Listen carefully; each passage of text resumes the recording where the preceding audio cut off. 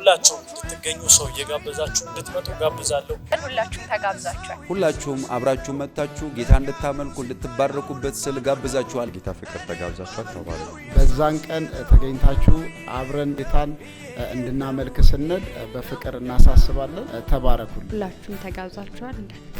ሞቱ መንፈሴ ሆነ ሕያው እኔም ተነሳው በትንሣኤው ሞት ሕይወቱን ስለለበሰ በድን ሕይወቴ ተቀሰቀሰ በድን ሕይወቴ ተቀሰቀሰ በድን ሕይወቴ ተቀሰቀሰ። ሰላም ቅዱሳን እንዴት ናችሁ? እኔ ዘማሪ ቢንያም ነኝ። የፊታችን ዓርብ ሚያዝያ 10 ከጠዋቱ 4 ሰዓት ባይት የሆነ የአምልኮ የትንሣኤ ፕሮግራም ስለተዘጋጀ ሁላችሁም እንድትገኙ ሰው እየጋበዛችሁ እንድትመጡ ጋብዛለሁ። ተባረኩላችሁ።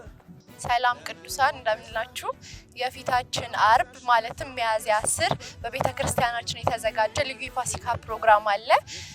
በእለቱ ወጣቶች፣ ህፃናት እንዲሁም ሌሎች አገልጋዮች ያገለግሉናል። ማንም እንዳይቀር በጌታ ፍቅር እንጠይቃለን። ሁላችሁም ተጋብዛችኋል። ሰላም ቅዱሳን እንዴት ናችሁ? የፊታችን ዓርብ ከ3 ሰዓት ጀምሮ እስከ 8 ሰዓት ድረስ ልዩ የበዓል ፕሮግራም ስላለ በጌታ ፍቅር ተጋብዛችኋል። ተባረኩ። ሰላም ይብዛላችሁ ቅዱሳን በሙሉ።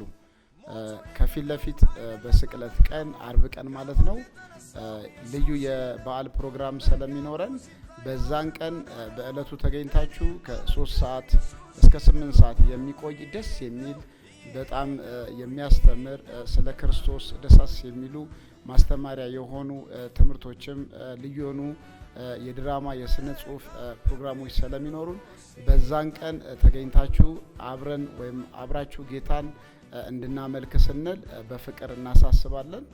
ተባረኩልን። ሰላም ቅዱሳን እንዴት ናችሁ? ከፊታችን ዓርብ ልዩ ፕሮግራም አለን። ሁላችሁም ተጋብዛችኋል።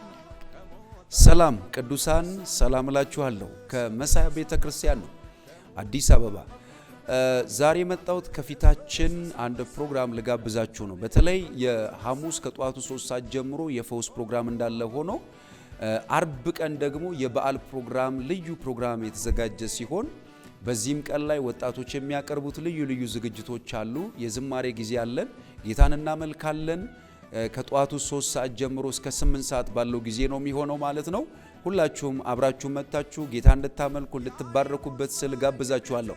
አድራሻችንን ለምትፈልጉ አዲስ አበባ አያት አደባባይ ወደ ጣፉ በሚያስኬደው አቅጣጫ ጋራ ጉሪ ትምህርት ቤት ፊት ለፊት ባለው ህንፃ ቤዝመንት ስር እንገኛለን። እግዚአብሔር ዘመናችሁን ይባርክ። ሰላም